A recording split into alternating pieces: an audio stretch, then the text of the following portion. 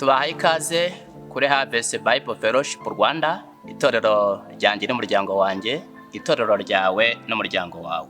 Kuri uyu munsi wa 31 turi mu masengesho y'imisi 40. Intego y'uyu munsi ni ugusobanukirwa imiterere yawe.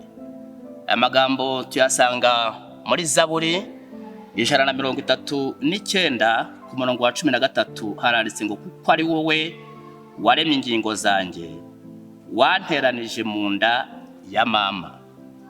Muri iri jambo ni Imana yaremye umuntu mu buryo bwe. Ni wowe wenyine ushobora kuba wowe, nta wundi wabayeho ari wowe, nta n'undi uzabaho ari wowe. Nta muntu usimbura undi mu mibereho cyangwa se mu miterere ye mu kuba uko ateye. Nudakora rero ibyo inshingano yawe Imana yakuremeye, muri iyo nshingano n'ibyo yakuremanye byihariye ngo ubikoreshereze Imana, nta wundi uzabikora mu mwanya wawe. Imiterere yawe igizwe n'ibintu byinshi.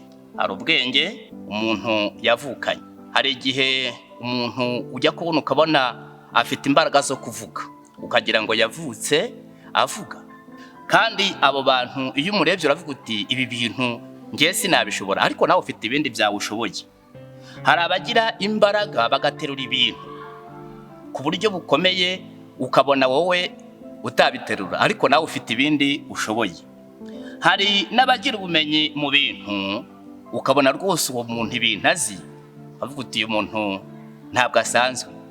Ariko ibyo bintu byose biratwereka yuko ari iby'Imana yamuremanye, kandi muri ubwo bushobozi bwose n'iyo miterere nta handi bikomoka, ni ku Mana. Hari nanone uko umuntu ateye mu mubiri we. Aha niho dusanga mu miterere y'umuntu mu mubiri we hari ibimugize.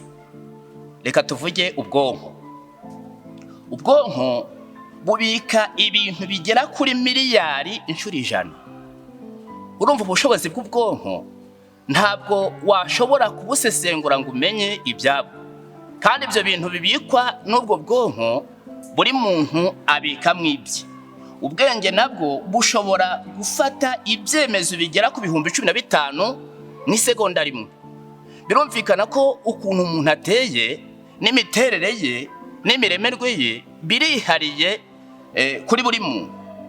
Kandi iri jambo riratwereka yuko muri iyo miterere cyangwa se mu bigize umuntu, kugira ngo umuntu abeho ari byinshi. Cyo cyatumye mu ijambo ry'Imana muri Zaburi 103 Dawidi avuga mu ijambo rikomeye nkunda, ntabwo rijya rindambira. Ndavuga ngo umutima wanjye himbaza Uwiteka, namwe mwabendimo byose mwe muhimbaza Uwiteka, ntimwibagirwe imirimo ikomeye yakoze. Urabona ukuntu umuntu afite umwijima ukora amaraso, akagira umutima utekereza ushobora kumuyobora ku Mana cyangwa se ukamuyobya, akagira ibihaha bikora umwuka n'ibindi byose bigize umuntu, kandi bikagira imiterere yabyo yihariye kuri buri muntu. Umuntu ashobora gutekereza ngo ibi kuki Imana yandemye gutya ikandemana imiterere. Burya Imana nta kintu yakoze yibeshye. Mu magambo y'Imana twagiye tuganirizwa mu gihe gishize cy'abambanjije mu masengesho twakomeje gukora, harimo ibyigisho bitandukanye bitwereka yuko umuntu atari impanuka. Ntabwo turi impanuka, ntabwo uri impanuka, ntabwo ndi impanuka. Ahubwo Imana yandemye muri ubwo buryo bw'igitangaza kugira ngo nshobore ko nezeza Imana muri ibyo yandemanye.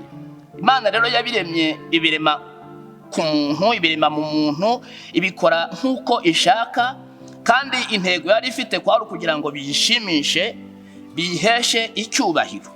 Nicyo gituma ibi turimo, uko nteye, uko ndi mu buryo bwihariye, nkwiriye guha icyerekezo iyi miterere yanjye, ubuzima bwanjye, ibingize byose nkabiha icyerekezo kugira ngo bibyo guhimbaza Imana.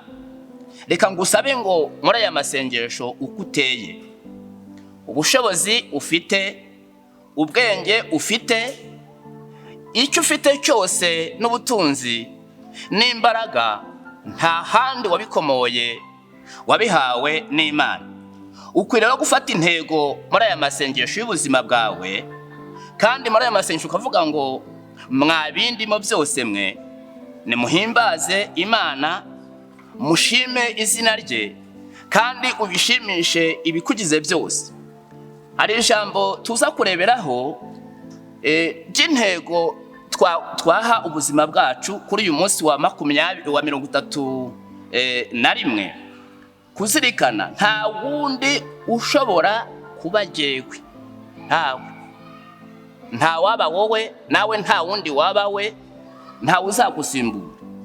Murongo dufata mu mutwe ni ugutekereza kuri Petero, rwandiko rwa mbere ibice 4 ku murongo wa 10, aho dusanga amagambo ahanditse ngo Imana yahaye buri wese muri mwe ubushobozi bwihariye bw'uburyo bwose, mubukoreshereze gufatanya, mugeze ku bandi imigisha y'uburyo bwose iva ku Mana.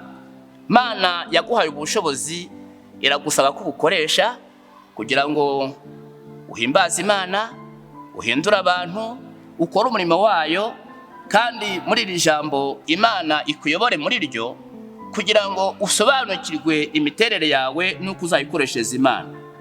Ikibazo cyo gutekerezaho mu masengesho ni ubuhe bushobozi Imana yampaye cyangwa inararibonye nakuye mu buzima nakoresha mu itorero ryanjye kugira ngo nezeze Imana. Imana igufashe gutekereza kuri aya magambo, kandi amasengesho yawe y'uyu munsi uyaha intego y'ukuri, uyigenderemo, uha ubuzima bwawe icyerekezo, ugira ubuzima bufite intego, nibwo uzaba uri umugenzi ujya ahantu uzi, ujya ahantu hazakugira akamaro mu buzima bwawe bw'iteka ryose. Murakoze, murakunzwe.